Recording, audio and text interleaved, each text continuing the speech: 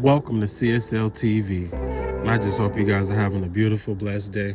But we about to get into some news, I should say a little topic of a crazy, crazy lady who used to be a model that turned into a murderer. But before I get into that content, subscribe to the channel. The best thing about subscribing to the channel, you'll be doing a good deed by helping me out, and it's free. Like the video, comment down below what made you watch CSL TV, because the feedback helped me create this content in many different ways instead of just the same old regular degular. And if you have a social media platform, I appreciate it if you share me on your social media platform and let people know what we do over here at CSL TV. Now, I don't want to talk too much in this intro, so you guys have a beautiful, blessed day. Let's get it. Of a murderer. She deserves the death penalty. Roll the tape yet. She's crazy. It's very easy to get sucked in. Jodi is the most hated woman in America right now. Nothing was made up. Nothing was made up at all. Does she deserve to die for the way she killed her ex-boyfriend? An aspiring photographer turned murderer, Jodi Arias, attended a business conference in Vegas. She's beautiful. She's friendly, has long blonde hair. There she met Mormon salesman Travis Alexander. The biggest problem, however, when it came to any kind of romantic relationship was one of religion. And so Jodi converted to Mormonism. On the day of her baptism, she told the court Alexander tied her up while they were both still wearing sacred garments.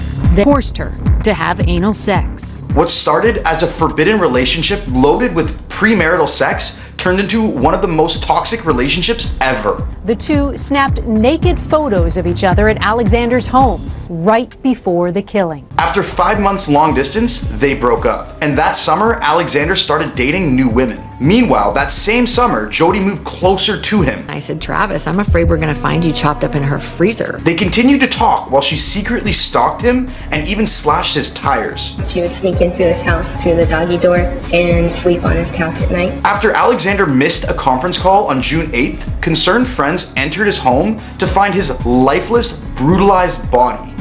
A friend of ours is dead in his bedroom. We think he's dead. His roommate just went in there and said there's lots of blood. Was stabbed 27 times, his throat was slit from ear to ear, and he was shot in the face. At the crime scene, investigators were able to recover photos from a camera. A photo taken at 1:40 p.m.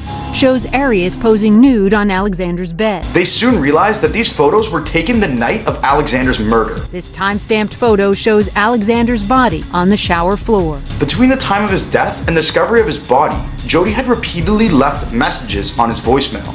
End of message. That's you lying on the message, right?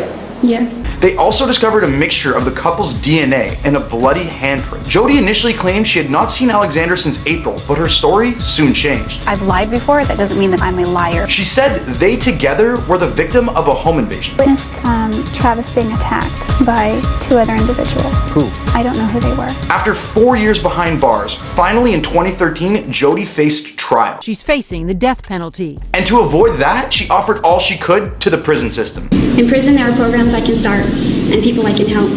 I may even be able to start classes. And she changed her story yet again. Besides premarital sex, the couple would live out many bizarre fantasies. I'm gonna tie you to a tree and put it in your ass. That is so debasing. I like it. From sexual assault fetishes to having her wear boys' underwear and even child pornography allegations. The way you know that it says like 12-year-old girl having her first orgasm. It's so hot. Jodi claimed she killed Alexander in self-defense. Jodi believed that Travis was going to kill her. She claimed the night of the murder, their sexual encounter / photo shoot went wrong. She dropped the camera and Alexander got incredibly angry. I grabbed the gun. I ran out of the closet. He was chasing me. I pointed it at him with both of my hands. He got kind of low and grabbed my waist. But before he did that, as he was lunging at me, the gun went off. Despite her story, it was just this ball of fury coming at me, and that's what I remember. And their clearly bizarre history, she was found guilty of first-degree murder. You never said I'm sorry. The words "I'm sorry" just seem meaningless, especially since nobody believes what I'm saying anyway. And was sentenced to life without parole. No matter how hard prosecutors come at her, Jodi Arias has stuck to her story. Until recently, it was leaked that she admitted the murder to her cellmate, but that Alexander was never the intended target. Why don't I kill myself? Is that what you're asking? Why don't you accept the fate of the death penalty if you know that's what they want? She claims she went there to kill his other woman for taking her place. This story out of California is crazy. It's from along I-8 outside of San Diego last week, and it shows a couple who stopped to help a police officer in a traffic stop. They said at first it looked like a normal fender bender until they slowed down and saw a man wrestling on the ground with the cop. My husband suddenly started screaming, "Stop, stop." Her husband and other bystanders rushed into action to restrain the suspect, holding him at knife point until other cops could arrive. Somehow in the scuffle, the officer was shot in the leg.